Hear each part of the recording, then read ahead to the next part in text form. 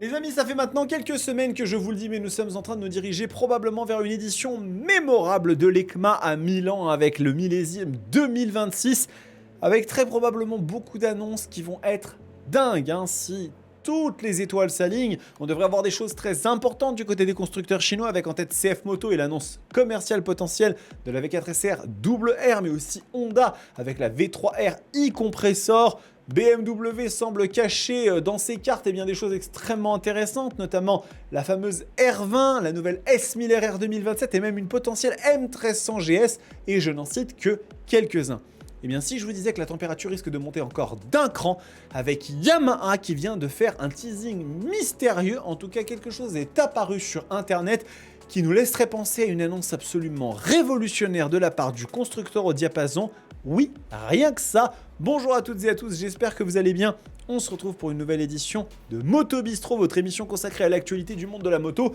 Et comme je vous le disais, un teasing extrêmement mystérieux a fait son apparition sur la toile de la part de Yamaha. Ça va être à prendre avec quelques pincettes, on va en discuter, mais avant toute chose, je vous propose qu'on regarde un petit peu à quoi ressemble ce fameux teasing. Voici le teasing de Yamaha qui dit donc Redefine the standard, redéfinissons les normes. Save the date, marquez l'agenda. The industry has followed the same rhythm for long enough. L'industrie a suivi le même rythme pendant trop de temps. Déjà rien que ça. Nous sommes prêts à le challenger. Quelque chose de nouveau arrive. Et puis finalement, une date et un lieu. Le 2 novembre 2026, 18h, Milan. Soyez là pour le reveal. Plus de détails vont suivre. Le moins qu'on puisse dire, c'est que cette annonce a le mérite de ne pas passer inaperçue. Alors, on va décortiquer un petit peu tout ça, mais avant toute chose, je voudrais qu'on revienne sur l'origine de ce teasing. Où est-ce que je l'ai trouvé? Puisque ce teasing, il est présent sur le site Paddock GP que je vous invite à aller regarder. C'est un site qui est souvent un peu plus orienté sur les news de la compétition, mais ils ont quelquefois des choses consacrées aux machines de route et à l'industrie au global qui peuvent être très intéressantes. Et effectivement, Paddock GP a donc relayé cette information en détaillant, en étayant les propos, et donc vous retrouvez ici l'image que j'ai moi-même récupérée. Le problème que j'ai avec ceci, c'est que à l'heure actuelle, il n'y a que Paddock GP qui ait relayé cette info et je n'ai absolument trouvé aucune trace de cette annonce où que ce soit ailleurs. Alors ça ne veut pas nécessairement dire qu'elle n'est pas vraie, parce que malheureusement dans cette industrie, il y a un gros problème de, on va dire, lisibilité de la communication. Chez certains constructeurs, des fois, quelque chose d'aussi important qu'une annonce comme celle-ci peut apparaître sur la story d'un compte Instagram obscur. Oui, c'est tout à fait possible.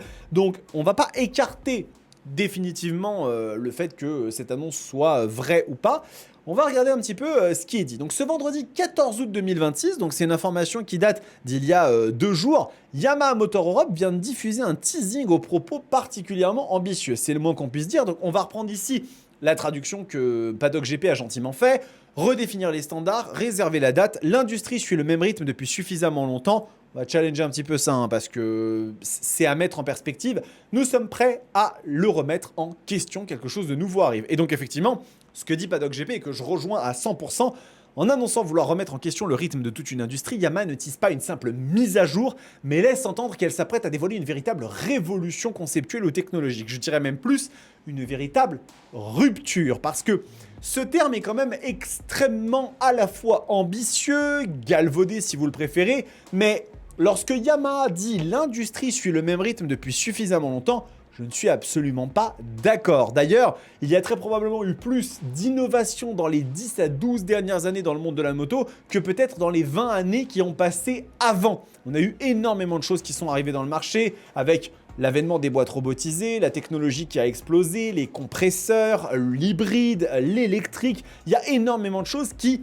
animent l'industrie de la moto depuis 2015 à minima. Donc dire que l'industrie suit le même rythme depuis suffisamment longtemps, c'est quelque chose derrière laquelle je ne peux pas me mettre. Je trouve qu'effectivement, l'industrie a au contraire énormément évolué et cassé son rythme sur ces 10 dernières années. Mais on peut aussi voir ça d'une autre façon. On peut le voir de l'angle de dire que tous ces changements, que je considère comme assez importants, ne sont au final, pour Yamaha et pour l'annonce qu'il s'apprête à faire, eh bien, quelque chose de pas assez fort. Donc ça veut dire que le constructeur au diapason tient en sa possession une annonce absolument sismique. Et pour le coup, eh ben, il y a deux camps. Il y a deux camps. Pourquoi? Parce que aujourd'hui, vous le savez, Yamaha, c'est peut-être le constructeur japonais qui est le plus en difficulté par rapport à tous les autres. Suzuki, Honda, Kawasaki.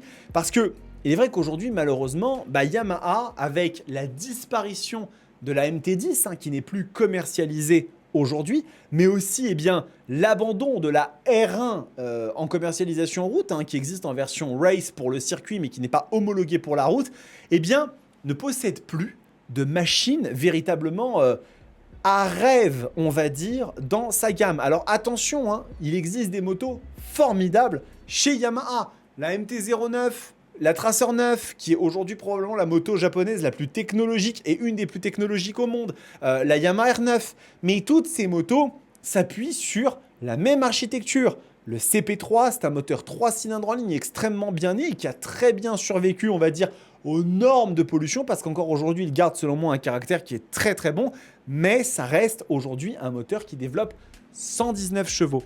Et quand on veut être un créateur de moto, une marque de moto à succès, il faut savoir avoir une gamme très terre-à-terre et logique, mais aussi apporter un peu de rêve. Et aujourd'hui, ce rêve chez Yamaha, il n'existe plus vraiment. Alors, il y a plusieurs choses qui pourraient être évoquées. On va commencer par celles qui me semblent être les moins probables au vu de l'ampleur de la déclaration d'Yamaha. Encore une fois, je vous le rappelle, si cette déclaration est réelle et que ce teasing a vraiment été émis par Yamaha Motor Europe. La première chose, c'est qu'il y a quelques temps, souvenez-vous, en avril-mai 2025, Yamaha avait publié 2 brevets pour le moteur CP3. Le premier d'entre eux, c'était le PHEV qui impliquait un plugin hybride pour le moteur CP3. Ils étaient même allés assez loin puisqu'il y avait toute une vidéo sur YouTube qui avait été publiée où ils en parlaient avec ce potentiel nouveau moteur. Donc il y avait toute une interview qui avait été faite avec ce plugin hybride où ils montraient directement une machine, une MT-09 équipée d'un plugin hybride. Alors, ça pourrait être ça, mais soyons quand même objectifs. On parle d'une technologie qui n'est pas à proprement parler quelque chose de nouveau fondamentalement. On le sait, il existe déjà des machines hybrides avec la Ninja 7, la Z7 chez Kawasaki. Donc, est-ce que vraiment on peut considérer ça comme une rupture technologique? Je n'en suis pas persuadé. L'autre possibilité qu'on a, sur le site de Caradisiac, on a l'article que je vous avais couvert il y a un certain temps par Olivier Cottrell, en mai 2025, qui parlait donc d'un brevet pour un compresseur électrique chez Yamaha. Encore une fois, pour le moteur CP3. Donc, éventuellement, mais encore une fois, le compresseur électrique, ce n'est pas une nouveauté. Ça n'est plus une nouveauté. Parce que la Honda V3 RI Compressor sera dotée d'un compresseur électrique. Donc effectivement, on ne pourrait pas véritablement dire que c'est une grande nouveauté. Si on revient un peu à ce qui est dit, Paddock GP part sur des idées d'une nouvelle solution de mobilité thermique. La marque a déjà exploré des solutions de mobilité inhabituelles comme le T-Max ou le Nikon. Alors j'ose espérer que pour une annonce aussi importante, on serait sur quelque chose de vraiment au-dessus parce que le Nikon, c'est pas la moto qui a fait le plus rêver les gens. Moto électrique haute performance, pourquoi pas, mais encore une fois, pour moi, c'est pas une rupture, ou alors ce serait peut-être la première annonce d'une moto avec une vraie batterie solide. Bon, voilà.